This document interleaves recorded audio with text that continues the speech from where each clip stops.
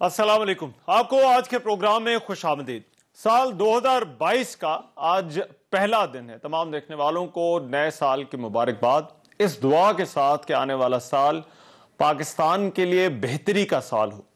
गुजरे साल में हुकूमत के लिए सबसे बड़ा जो चैलेंज था वो मुआशी था, और इन मुआशी चैलेंजेस से किस तरह निपटना है, इनका सामना अब भी हुकूमत को है।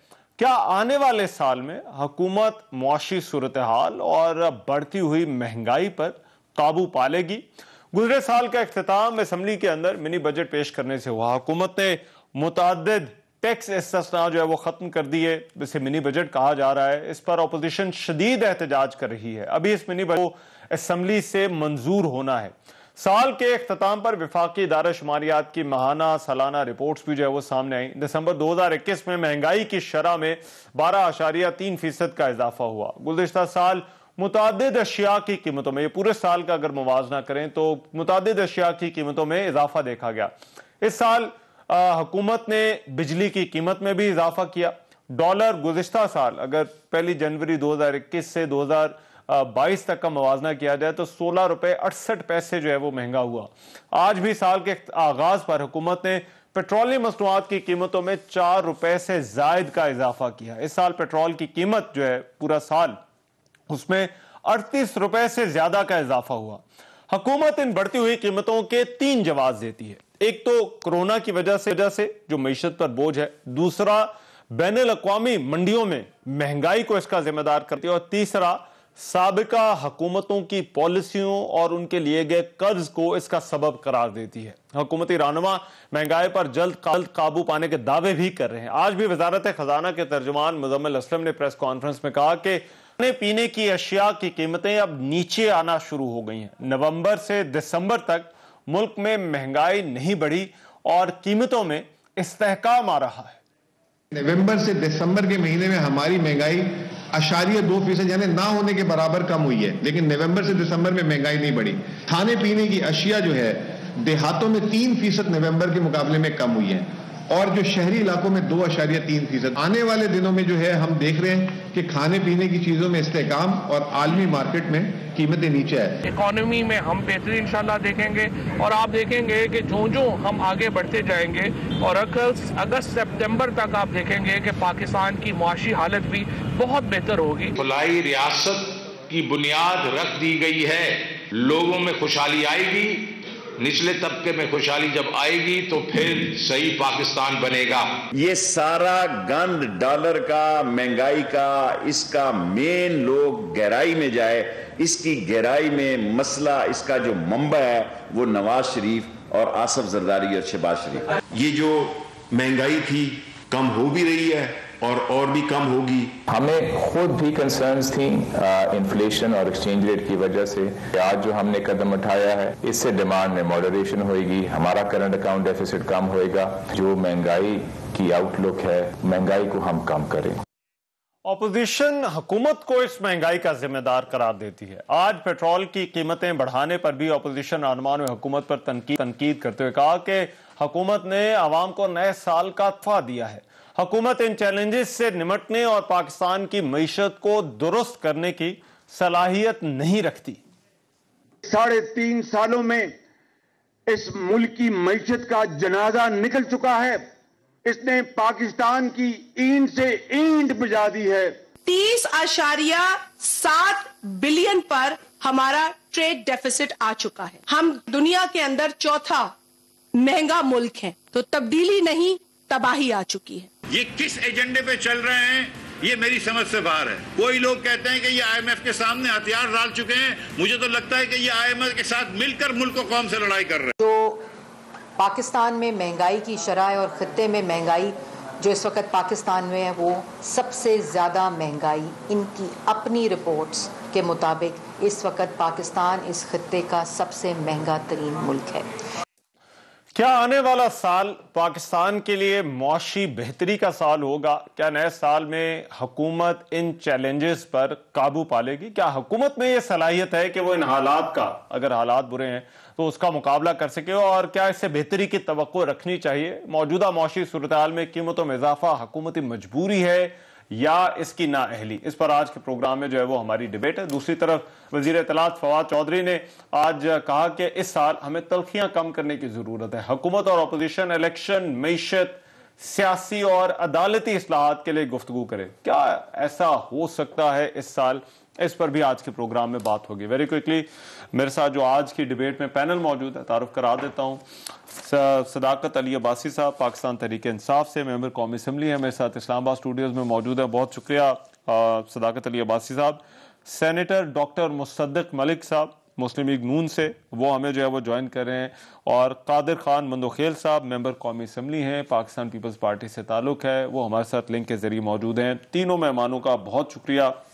میں صداقت علی عباسی صاحب آپ سے آغاز کرنا چاہتا ہوں. یہ معاشی چیلنجز تو بہت سارے گزرے سال میں جو کچھ ہوا، آنے والے سال میں کیا توقع ہے، کیا امید ہے، لیکن یہ آج جو پیٹرول کی قیمت میں اضافہ ہوا ہے، اب یہ کیا آپٹکس حکومت کے لیے برے نہیں ہے کہ حکومت آئی ایم ایف کے پاس جا رہی ہے ایک ایسی کمٹمنٹ کر کے جس میں 4 روپے آپ ہر مہینے بڑھائیں گے اور ہر مہینے کی پہلی تاریخ کو آپ کو اسی صورتحال کا سامنا کرنا پڑے گا جس صورتحال کا آج آپ کو جو ہے وہ میڈیا اور لوگوں کی طرف سے جو ہے وہ سامنا کرنا پڑ رہا ہے. رحمان صاحب بہت شکریہ آپ کو اور آپ کے ناظرین کو نئے سال کی مبارک. اللہ تعالیٰ ہمیں جو پچھلا سال گزرا بڑا تکلیف دہ تھا. کورونا کے ایفیکٹس آپ نے دیکھے، ہم نے دیکھے، پوری دنیا نے دیکھے، اس کے طبی اثرات بھی دیکھے اور اس کے معاشی اثرات بھی دیکھے. اور اسی کی ایک وجہ ہے جو پوری دنیا اس وقت مہنگائی سے گزر رہی ہے. آپ نے ٹھیک کہا کہ آپٹکس ٹھیک نہیں ہے. اگر پیٹرول مہنگا ہوگا تو آپٹکس تو برے ہیں لیکن اس کا کوئی حل بھی نہیں ہے.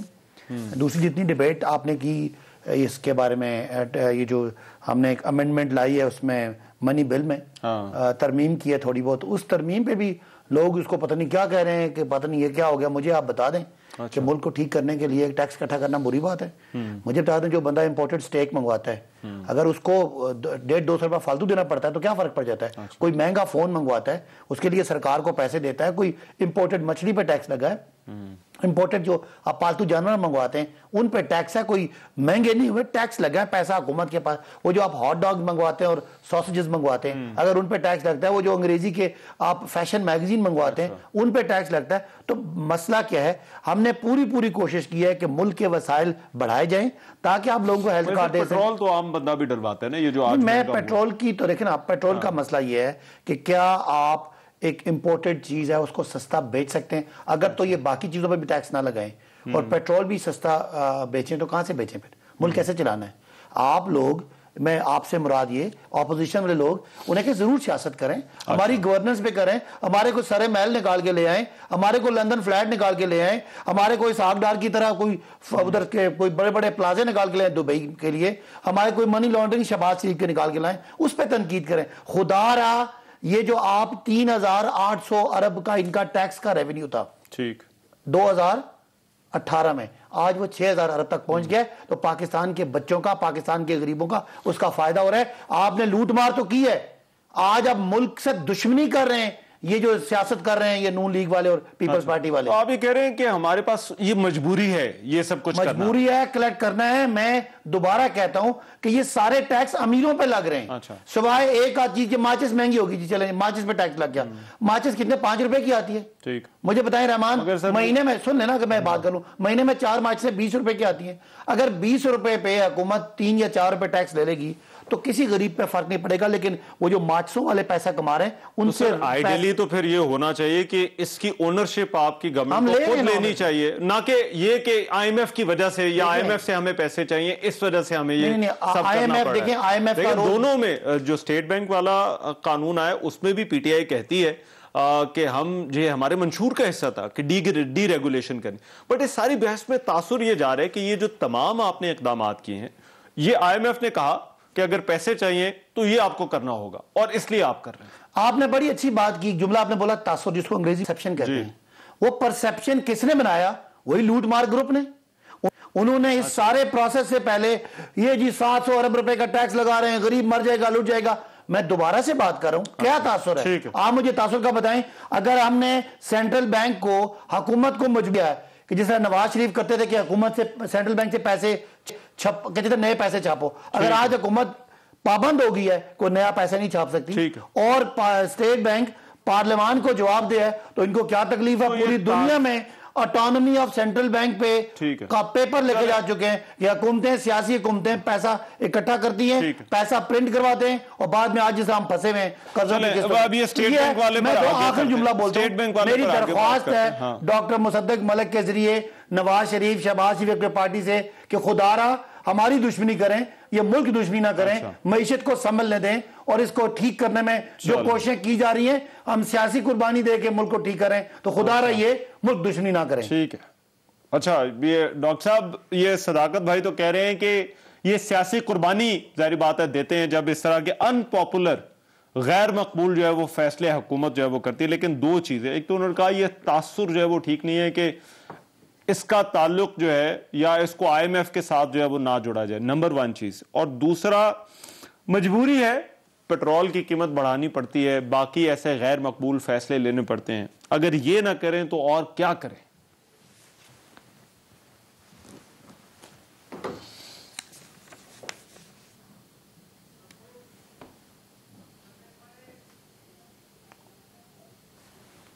جی ڈاکٹر صاحب آپ کو آواز آ رہی ہے؟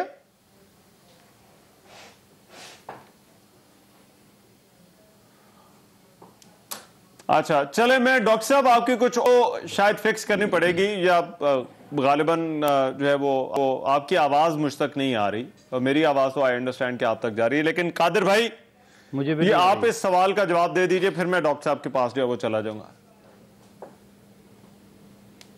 دیکھیے سوال تھوڑا ریپیٹ کر دیں, میں صداقت عباسی صاحب کی سوال ڈاکٹر صاحب دو تھے. ایک تو یہ کہ یہ تاثر جو ہے وہ دیا جا رہا ہے کہ یہ آئی ایم ایف کے کہنے پر ہے, لیکن ان کا کہنا ہے کہ اصل میں تو ہم معیشت کی جو بنیادیں ہیں وہ ٹھیک کر رہے ہیں. دوسری چیز کہ یہ غیر مقبول فیصلے لینا یہ ہماری مجبوری ہے, مجبوری میں جو ہے وہ یہ فیصلے لیے جا رہے ہیں اور اس کی سیاسی قیمت وہ کہتے ہیں ہمیں چکانی پڑی ہے, لیکن آپ کو چاہیے کہ اس پر سیاست کی بجائے ان کا ساتھ دیں یا ان کو کم از کم مارجن دیں. دیکھیں سب سے پہلے تو میں تمام پاکستانیوں کو نئے سال کی مبارکباد پیش کرتا ہوں اور صداقت عباسی صاحب کا بھی شکریہ ادا کرتا ہوں کہ انہوں نے کہا پچھلا سال برا گزرا تو کم از کم مان تو لیا کہ برا گزرا. یہ جو سونامی کے نام پہ تباہی 3.5 سال سے اس ملک پر غالب ہے تو اللہ ہی بچائے ان سے. اب صداقت عباسی صاحب کی بات سے پہلے میں جو آپ نے کلپ سنائے تھے مختلف لوگوں کے, اور وہ کہتے ہیں نا اللہ کا کمال یہ ہے کہ شوکت ترین صاحب جو پیپلز پارٹی کے دور کے وزیر خزانہ تھے آج وہ فرما رہے ہیں کہ پیپلز پارٹی اور آصف زرداری اور نواز شریف کے دور میں تباہی آئی. اس سے بڑا بے شرم آدمی آپ نے کبھی زندگی میں دیکھا ہوگا کہ خود وزیر خزانہ آج وہی وزیر خزانہ اپنی کو, اور یہ صرف یہ بے شرمی نہیں ہے, جب یہ وزیر خزانہ سے پہلے یہ عام بینچوں پہ تھا تو یہ پی ٹی آئی کے وزیر خزانہ کو اور وہ جو ایف بی آر کے چیئرمین کیا نام تھے زیدی صاحب ان کو برا بلا کہتے کہ یہ معیشت غلط سمت پہ چل رہی ہے. آج جب وہ سینیٹر بن گئے اور وہ سب چیز بھول گئے اور واپس سے اسی ظاہری بات ہے یہ سارے ٹوپی ڈرامہ انہی سے سیکھ رہے وہ کہ بھائی پچھلی حکومت کے. بھائی خدا کا خوف کا لو, آپ نے ابھی چیزیں گنوائی بڑے لوگوں کی, تھوڑا سا میں 2-4 چیزیں آپ کے سامنے رکھ لیتا ہوں. صداقت عباسی صاحب علی دودھ فلانا ڈنگا امپورٹڈ ضرور جو بڑے لوگ چیزیں منگا رہے ہیں آپ ضرور ٹیکس لگائے, لیکن ماچس پہ کوئی تک بنتا ہے ٹیکس لگانے کا اور آگے سے کہتے ہیں کوئی 4-5 روپے کا کیا فرق پڑے گا. یہ وہی وہ فواد چودھری والی بات ہے کہ دوائی 2 روپے کے بجائے 7 روپے ہو تو کون سا قیامت آ جائے گی. نمبر 1 بات. پھر میں اب مختلف شو میں بھی یہ بات کر رہا تھا جب یہ بجٹ آ رہا تھا کہ بڑی گاڑیاں اس پہ ٹیکس لگانا چاہیے, تو یقین کریں گے میں آج بھی اس بات پہ حامی ہوں کہ اس بڑی گاڑیوں کے اوپر 1000% ٹیکس لگا لو. کیوں؟ جو آدمی 4 کروڑ کا 5 کروڑ کا لینڈ کروزر خرید سکتا ہے تو وہ 10 کروڑ کا بھی خرید سکتا ہے. آپ کو رحمان بھائی جو آپ کے پاس شیڈول آ گیا جو ٹیکس بڑھا ہے, جو 3000 سی سی سے اوپر گاڑی ہے اس پہ پہلے 25% تھی, اب انہیں 5% بڑھا کے 30% کر دیا. ٹھیک ہے, یہ بڑے لوگوں کی گاڑی کی بات کر رہا ہوں. اچھا.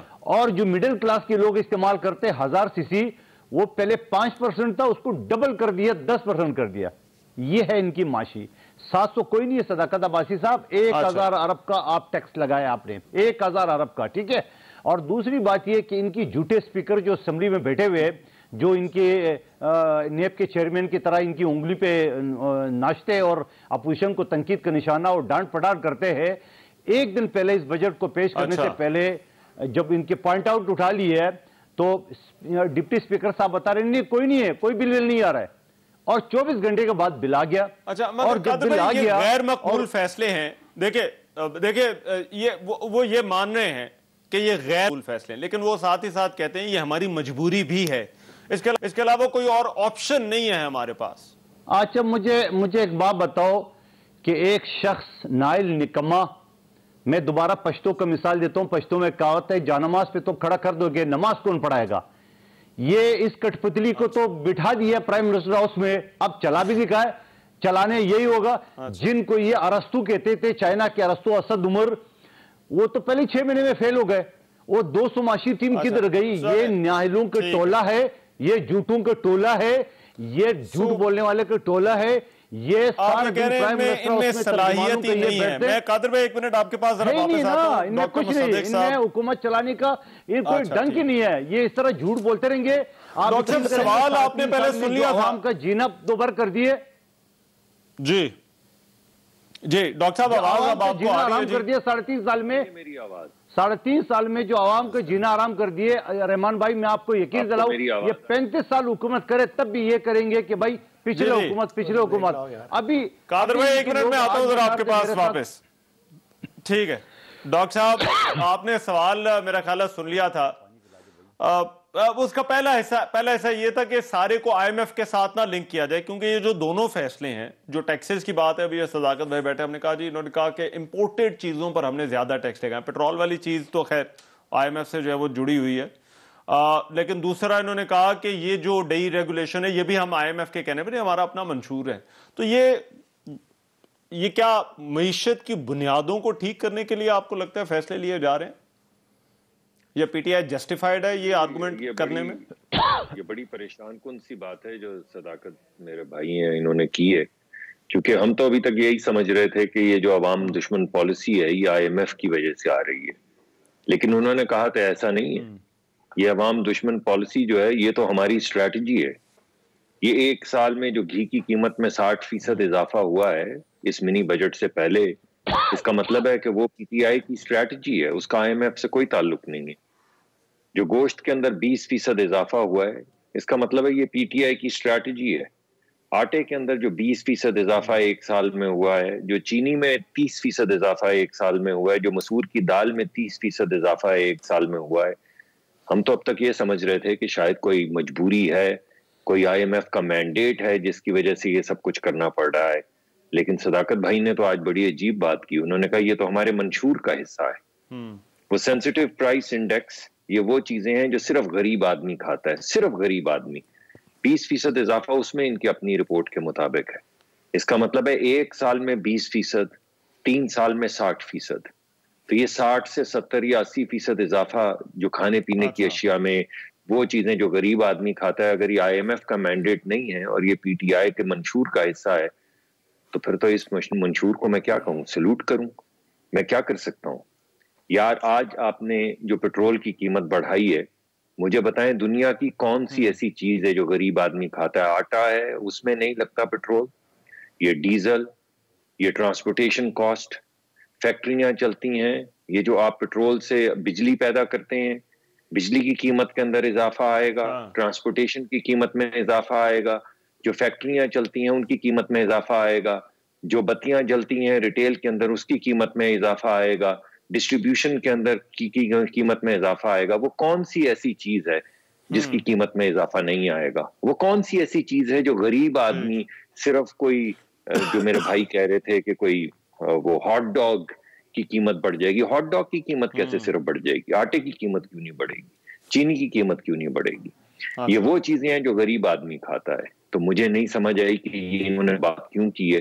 میرا تو خیال تھا کہ ان کی پارٹی کا موقف یہ ہے کہ آئی ایم ایف کی وجہ سے ہم مجبور ہیں, لیکن لگتا ہے ایسے ہے آج کی اس گفتگو سے کہ آئی ایم ایف کی وجہ سے مجبور نہیں ہے, یہ ویسے ہی عوام کا جنازہ اٹھانا چاہتے ہیں. تو مجھے تو یہ بات قطعاً سمجھ نہیں آئی. انہوں نے روپے کی ڈی ویلیویشن, جی ڈاکٹر صاحب روپے اور بجلی کے اوپر ذرا, نہیں میں ذرا آپ کو روک نہیں رہا, بریک کی وجہ سے آپ کو روک رہا ہوں. ایک بریک کے بعد ذرا واپس آتے ہیں, تو پھر یہ جو پورا سال جو گزرا سال ہوا ہے, اس میں وہ ذمہ داری آپ پر بھی جو ہے وہ ڈال رہے ہیں اور کہہ رہے ہیں کہ قرضے کیونکہ آپ نے لیے, ان قرضوں کو واپس کرنا ہے तो इस वजह से करना पड़ रहा है। जरा इसको जरा पॉइंट को एड्रेस कीजिएगा ब्रेक के बाद।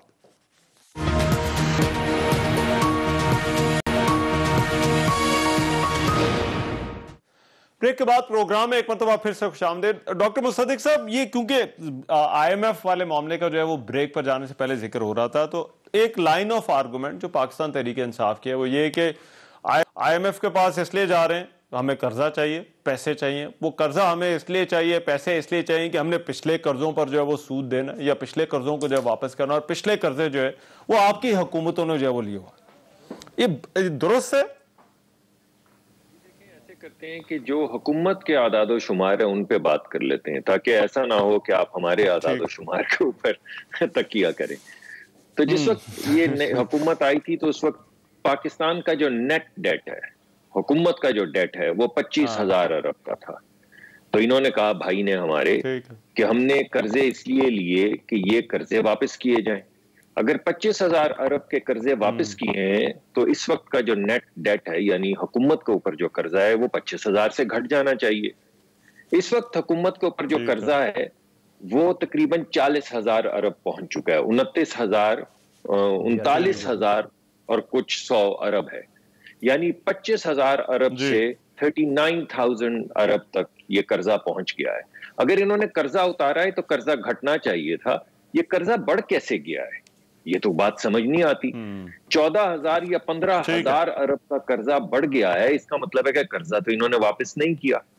दूसरी बात यह है कि हमारे दौर में 11,000 से 12,000 अरब का कर्जा लिया गया था। उस 11-12,000 अरब के कर्जे के बदले में आपने देखा कि 12-13,000 मेगावाट बिजली जो है वो ग्रिड में डाली गई। 1.2 बिलियन क्यूबिक फीट की रीगैसिफिकेशन के प्लांट लगे। एक नई पाइपलाइन बिछाई गई कराची से लेके पंजाब तक। एक और एग्जिस्टिंग पाइपलाइन जो थी उसको ऑगमेंट किया गया। उसके अलावा 7,000 मील की सड़कों का एक जाल बनाया गया, जिसमें से 1,000 तो सिर्फ मोटरवे थी। ये तो मैं आपको वो चीजें मोटी मोटी बता रहा हूं जो हमने 11-12,000 अरब का कर्जा लेकर की है। इस हुकूमत ने अब तक जो कर्जा लिया है, आप एक पुल नहीं बता सकते जो इन्होंने लगाया हो। फिर आखिरी बात मैं ये करूंगा कि ये मैं पूछ लेता हूं अक़वामी सतह पे आखिरी एक बात, अगर मैं 10 सेकंड लूंगा। बार बार ये कहा जा रहा है कि जितनी भी महंगाई पाकिस्तान में आई है वो इस वजह से आई है कि बैनुल अक़वामी सतह के ऊपर महंगाई हुई है। अगर ये बात सच हो तो दुनिया के लगभग 200 मुमालिक हैं। अगर ये बैनुल अक़वामी प्राइसेस की वजह से महंगाई आई है तो पाकिस्तान की महंगाई की शरह उतनी होनी चाहिए जितनी बाकी मुल्कों की है, यानी 200 में से पाकिस्तान का नंबर 90 होना चाहिए या 100 होना चाहिए या 110 या 120 होना चाहिए। पाकिस्तान का नंबर 3 है। पाकिस्तान से ज्यादा महंगाई की शरह सिर्फ 2 मुमालिक में है, तुर्की में और अर्जेंटीना में। यानी पूरी दुनिया की जो महंगाई आई है उससे सारी दुनिया मुतासिर हुई है, लेकिन महंगाई की शरह पाकिस्तान में सबसे ज्यादा है, डॉक्टर साहब ये से ज्यादा है, हिंदुस्तान वाला भी मैं पूछ लेता हूं, से ज्यादा है, श्रीलंका से ज्यादा है। इन तमाम मुमालिक के ऊपर और दीगर 190 मुमालिक के ऊपर कोई असर नहीं पड़ा बैनुल अक़वामी प्राइस का। पाकिस्तान मेरा ख्याल है कोई आपके जवाब चाहिए, कोई डॉक्टर साहब माइंड ना करें। और बड़ी खूबसूरती से, जिसको कहते हैं ना सादा जुबान में, इंटेलेक्चुअल डिसऑनेस्टी से चीजों को गुड मोड किया है। अगर मैं जरा सवाल जरा पूछ लूं, 3 सवाल आपसे पूछे गए, मैं भी इस्तेमाल करूंगा, आप भी इस्तेमाल करेंगे, फायदा क्या होगा? मैंने कोई मेरे भाई हैं, आप सीधी तरह से बात करें, डेटा प्रेजेंट बड़ा बाइज्जत लफ्ज है। वैसे मैं ही समझता कि आपको हमारे यहाँ इंटेलेक्चुअल डिसऑनेस्टी को इज्जतदार नहीं समझा जाता, लेकिन अगर आप इज्जतदार समझते हैं तो चलिए ठीक है। चलिए सुनने वालों पे छोड़ देते हैं कि मैं क्यों कह रहा हूं। सवाल जरा सुन लें। तीन सवाल आपसे जो कादिर बंदोखेल साहब, डॉक्टर साहब की गुफ्तगू में से निकले वो ये, नंबर 1 सलाहियत नहीं है, नंबर 2 ये कर्जों वाली चीज का कि कर्जों के पैसे आप जो है वो कहां जा रहे हैं, और तीसरा चीज ये डबल डिजिट इन्फ्लेशन, मतलब आप कोई थोड़ी बहुत महंगाई हो जाए तो ठीक है, लेकिन ये डबल डिजिट इन्फ्लेशन जो है वो क्यों है? अच्छा, सबसे पहले जो मैंने वर्ड यूज किया कि इन्होंने चीजों को गुड मुड किया, चलें मैं इंटेलेक्चुअल डिसऑनेस्टी का वर्ड वापस लेता हूं। इन्होंने अपनी चालाकी से, सियासी चालाकी से चीजों को कैसे मिक्स किया। प्रोग्राम असल में लाइव है, हज़फ नहीं मैं चले मैंने समझता हूं कि मैं जिम्मेदारी ले लेता हूं। ये मेरे भाई हैं, चालाकी से कैसा चीजों को मिक्स किया कि 2 बातें थी। एक तो महंगाई है और महंगाई का बिल्कुल असर है और कोई उसका जवाब नहीं है। غریب آدمی تکلیف میں ہے، بالکل میں مانتا ہوں، اچھا یہ بات الگ ہے، اور یہ جو ابھی ٹیکس لگانا ایک الگ چیز ہے۔ میں نے کہا تھا کہ ٹیکس ہم نے کسی عام چیز پہ نہیں لگایا، میں نے سیلمن فش کی بات کی، سوسیجز کی بات کی، ڈاکٹر صاحب سمجھتے ہیں، میں نے اس کی بات کی، امپورٹڈ کیا ہوتا ہے وہ سٹیکس کی بات کی، میں وہ کہہ رہا ہوں، میں نے کہا وہ پیسے اکٹھے کر کے آپ کے خزانے میں جمع کر کے غریبوں کو دے رہے ہیں، خدا را یہ آپ اس ملک کے ساتھ زیادتی نہ کریں، میں نے یہ بات کی۔ میں نے ہرگز نہیں کہا کہ آٹا دال چینی کیوں مہنگی ہوئی، میں نے اس کو آن کرتا ہوں، آٹے کو بھی سستا کر رہے ہیں، پہلی تاریخ آ گئی ہے، انشاءاللہ دالوں کو بھی 30% سستا کر رہے ہیں، اور گھی کو بھی سستا کر رہے ہیں، ڈاکٹر صاحب جیسے لوگوں کے لیے نہیں، آپ جیسے نہیں، عام لوگوں کے لیے سستا کر رہے ہیں۔ میں لہذا مہنگائی کو میں کوئی ڈیفینڈ نہیں کر رہا تھا۔ اب یہ جو بات میں کر رہا ہوں کہ قرضوں پہ 15,000 ارب کے جو قرضے جو ہم نے، ہاں دیکھیں یہ ڈاکٹر صاحب بھی سمجھتے ہیں اور آپ بھی چیک کر لیں کہ قرضہ ملک کے دو ملک کے کاروبار ہوتے ہیں، ایک اندرونی اور ایک بیرونی۔ جب ہمیں بیرونی حکومت ملی، ڈاکٹر صاحب اپنے آپ کو چیمپئن سمجھتے ہیں، 19.3 ارب ڈالر کا خسارہ تھا نواز شریف حکومت کی کارکردگی یہ تھی۔ عمران خان، وہ اس کا مطلب اس سال خالی آخری سال رحمان کرنٹ اکاؤنٹ ڈیفیسٹ کی بات 19 ارب ڈالر کا خسارہ شاہد خاقان آخری سال قرضہ چھوڑ کے گیا، صرف باہر والی۔ ٹھیک ہے، میں آج اپنے لائیو شو پہ آپ کو یہ چیلنج کر رہا ہوں کہ آج تک، اس سال کا تو بھی چل رہا ہے، ہمارا کرنٹ اکاؤنٹ کا خسارہ 0 ہو گیا، اچھا کوئی قرضے کی ضرورت نہیں ہے۔ ہمارا اندرونی بجٹ کا جو خسارہ ہے وہ بھی 0 ہے، جس کو پرائمری ڈیفیسٹ کہتے ہیں۔ اچھا، صرف ہمیں تکلیف کیا دے رہی ہے، وہ قرضے اور ان قرضوں کی قسطیں۔ یہ ضرور ٹھیک کہہ رہے ہیں کہ ہمارا قرضہ کم نہیں ہوا، اس لیے کہ ہمیں جو قرضوں کی قسطیں ماشاءاللہ جو انہوں نے ظلم کیا اس ملک کے ساتھ آخری 10 سال، ایک منٹ ڈاکٹر صاحب لیٹ ہم کمپلیٹ، پھر آخری 10 سال، ٹھیک ہے، تو میں دوبارہ چیلنج کر رہا ہوں، بجٹ بھی ہمارا سرپلس میں ہے، قرضے والی چیز کرنٹ اکاؤنٹ اس سال کے علاوہ ہمارا برابر ہے۔ اگر قرضہ بڑھ رہا ہے تو وہ قرضے کے سود اور اس کی قسطوں کی وجہ سے ٹیم اور اس کی صلاحیت۔ یا آخری سوال یہ قادر صاحب کا، انہوں نے ایک اور بات کی کہ جی ہم نے تو نواز شریف نے تو پتہ نہیں کیا کیا کر دیا تھا۔ اب ڈاکٹر صاحب 250 ارب خالی ہم نے ویکسین لگائی ہے، 15 کروڑ لوگوں کو عمران خان نے ویکسین لگائی ہے۔ آپ نالائق کہتے ہیں، جائیں چیک کریں ورلڈ اکنامک فورم، جائیں چیک کریں ورلڈ فوڈ پروگرام، جائیں چیک کریں ورلڈ ہیلتھ آرگنائزیشن، جائیں چیک کریں ایشین ڈیولپمنٹ بینک۔ کہتے ہیں دنیا میں اگر کسی غریب ملک میں کوئی لیڈر ہے جس نے دنیا کو دکھایا ہے کہ کس طرح مینج کرنی ہے معیشت کورونا میں، اس کا نام عمران خان ہے۔ آپ بھلے جو مرضی کہتے رہیں، عمران خان کی معیشت ہینڈلنگ اس 1.5 سال میں دنیا پہ سماتی ہے۔ ہم نے 1 کروڑ 44 لاکھ خاندانوں کو ڈائریکٹ پیسے دیے اور بغیر کسی سفارش کے دیے۔ وہ کہہ رہے کیا کیا، ہم نے 3 بڑے ڈیم شروع کیے۔ ہم آج آپ انقلاب لے آئے ہیں، پنجاب کے اور کے پی کے ہر خاندان کو 10-10 لاکھ روپے کی ہیلپ دے رہے ہیں۔ آپ تو سوچ نہیں سکتے تھے، آپ کا تو ملک کی امیروں کا تھا۔ آپ کو جو تکلیف ہو رہی ہے سب کو اسٹیٹ پہ اور امپورٹڈ بائیسیکل پہ اور مہنگے فون پہ ٹیکس کیوں لگا رہے ہیں، اس کو آپ دفاع نہیں کر پا رہے۔ یہ لگے گا، اس کا پیسہ انہی غریبوں کو جائے گا۔ آپ کے پاس ہے کچھ نہیں، نہ شہباز صاحب آئے، نہ بلاول صاحب آئے، نہ آپ کے 3 لوگ تو کھڑے ہوئے اس کیا کہتے ہیں ضمنی بجٹ کے مخالف میں، ہمارے 145 لوگ تھے۔ ہم جواب دیں قوم کو انشاءاللہ، جس برائیوں میں آپ ڈال کے گئے عمران خان کی قیادت میں۔ ڈاکٹر صاحب میں ایک منٹ پہلے ذرا قادر صاحب سے پوچھ لوں، میں ذرا قادر صاحب سے ذرا پوچھ لوں۔ ڈاکٹر صاحب آپ رسپونڈ کیجئے گا، you have right to response, but Qadir صاحب یہ جو بات، میں ایک منٹ ذرا مجھے دیجیے گا، میں ذرا قادر بھائی سے پہلے پوچھ لوں۔ ہاں جی، وہ یہ کہا جا رہا ہے کہ ہم ایک ایسے ماحول میں ہیں جہاں پر ظاہری بات ہے ہم متاثر ہو رہے ہیں۔ تو یہ جو آپ مہنگائی کی اور ٹیم کی صلاحیت کی بات کر رہے تھے، انہوں نے کہا کہ ٹیم تو کام کر رہی ہے، لیکن یہ ماحول بھی تو آپ دیکھیں جس ماحول کے اندر جو ہے وہ بین الاقوامی منڈیوں کے اندر مہنگائی ہے۔ یا قادر بھائی اگر آپ کی اجازت ہو ایک بریک کے بعد اگر آپ جواب دے دیں، مجھے ایک بریک کا کر رہا ہے، میں آپ کی اجازت سے ایک بریک پہ جا رہا ہوں، پھر آگے ذرا ڈیٹیل میں آپ سے جواب دیتے ہیں۔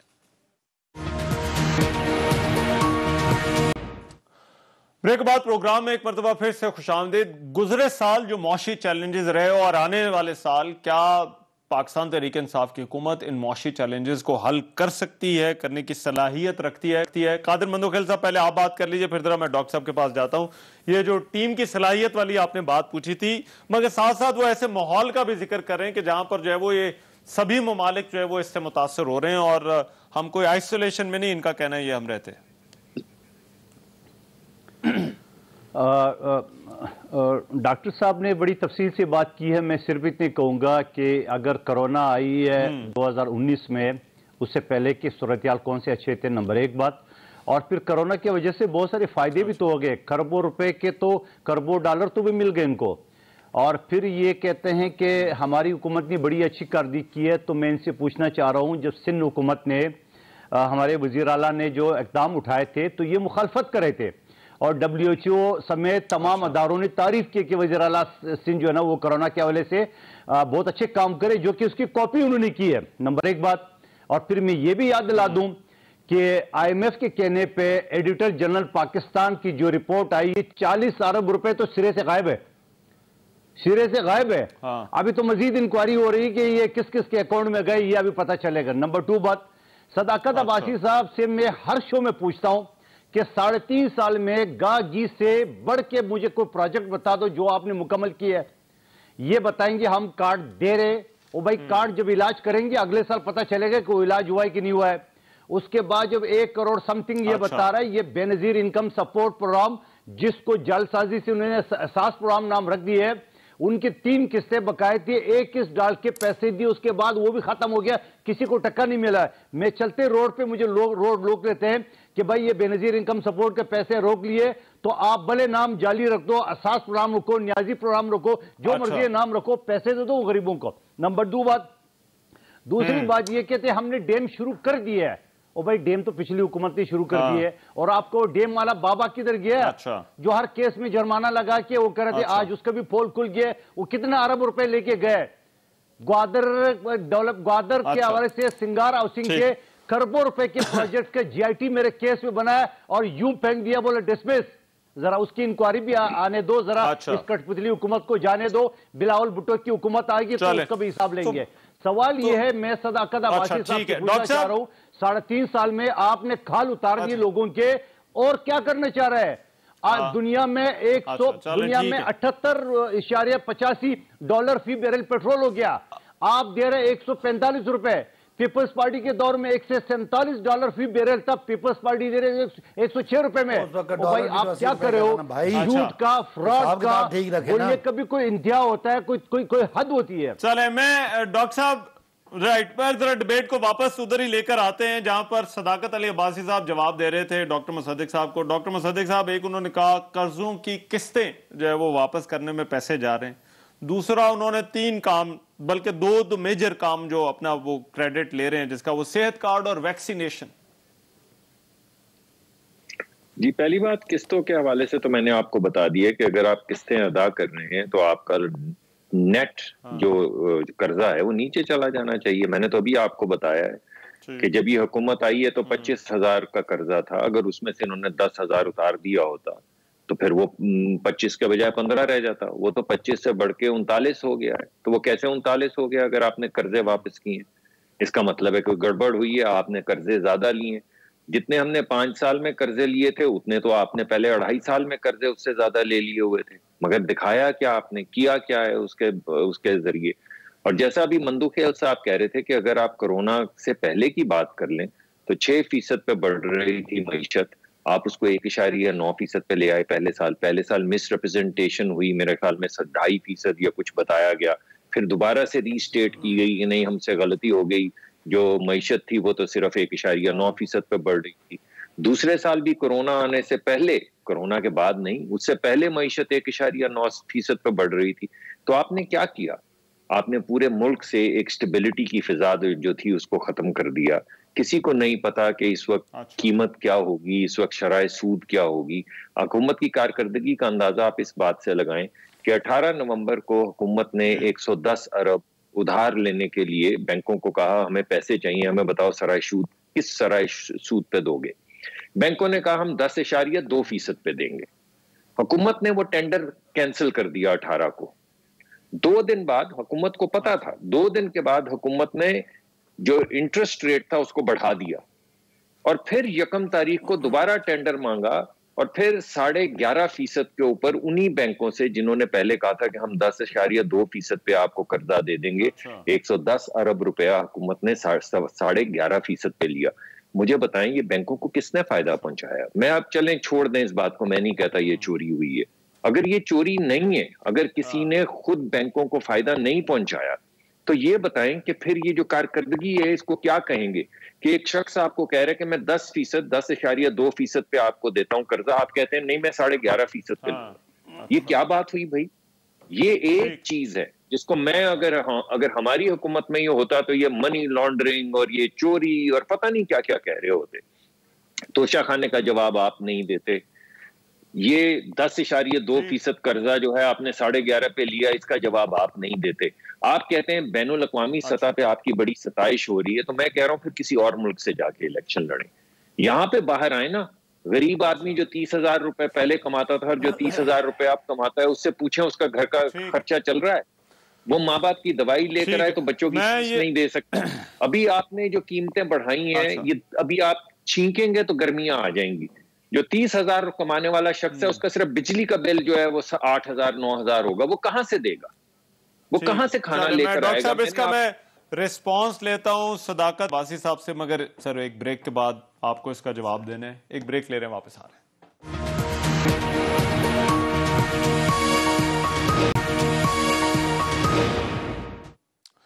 بریک کے بعد پروگرام میں ایک مرتبہ پھر سے خوشامدید. معیشت پر اس بحث کو آپ سمیٹتے ہیں. 2022 میں صداقت عباسی صاحب کیا توقع رکھنی چاہیے کہ یہ معاشی بحران، معاشی چیلنجز کم ہو جائیں گے؟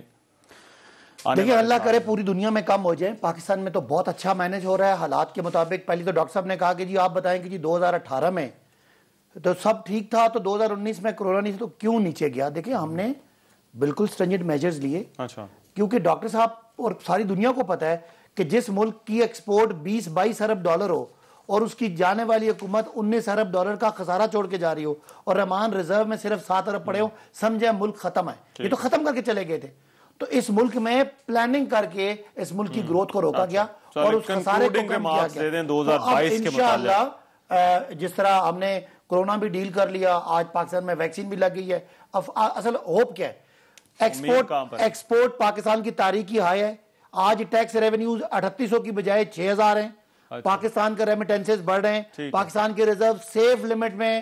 پاکستان کی 3 فصلیں اس وقت بمپر کراپس ہیں. پاکستان کا لارج سکیل مینوفیکچرنگ بڑھ رہا ہے. کاروں کی سیل پیک پہ ہے، موٹر سائیکلوں کی سیل پیک پہ ہے، آپ کا ٹریکٹر کی سیل پیک پہ ہے. 1100 ارب روپے سن لینا، پوزیٹیو جانے دینا بات. آپ لوگوں کو اچھی بات ہے. 1100 ارب روپے کسانوں کے پاس زیادہ گیا ہے. ہاں ایک تکلیف ہے، مہنگائی ہے. انشاءاللہ اگلے 2 ہفتوں سے مہنگائی بھی نیچے آنا شروع ہو جائے گی. سوچیں ان کا کیا بنے گا جو بیچارے ڈاکٹر صاحب یہاں پہ مایوسی بیچ رہے ہیں. کنکلوڈنگ ریمارکس، وہ کہہ رہے ہیں زیادہ دور نہ جائیں بلکہ 2 ہفتے ہی انتظار کر لیں. سر دیکھیں غریب آدمی کے لیے صرف 2 چیزیں اہم ہوتی ہیں. ایک اہم چیز یہ ہے کہ اس کو نوکری ملنی چاہیے. نوکری اس کو کیسے ملتی ہے؟ جب گروتھ ریٹ، جس کو ہم GDP گروتھ کہتے ہیں یا معاشی ترقی کی شرح کہتے ہیں، جب وہ بڑھتی ہے تو لوگوں کو نوکریاں ملتی ہیں. دوسری لوگوں کے ذہن کے اندر جو ایک چیز امپورٹنٹ ہے وہ ہے مہنگائی کی شرح، کہ وہ اپنے بچوں کا، ماں باپ کا خیال کر سکتے ہیں یا نہیں. اس حکومت کی اسٹریٹجی بڑی عجیب ہے. جب اس ملک میں مہنگائی بڑھتی ہے تو یہ انٹرسٹ ریٹ بڑھا کے اس ملک کی معیشت کی ترقی کی شرح کو کم کر دیتے ہیں.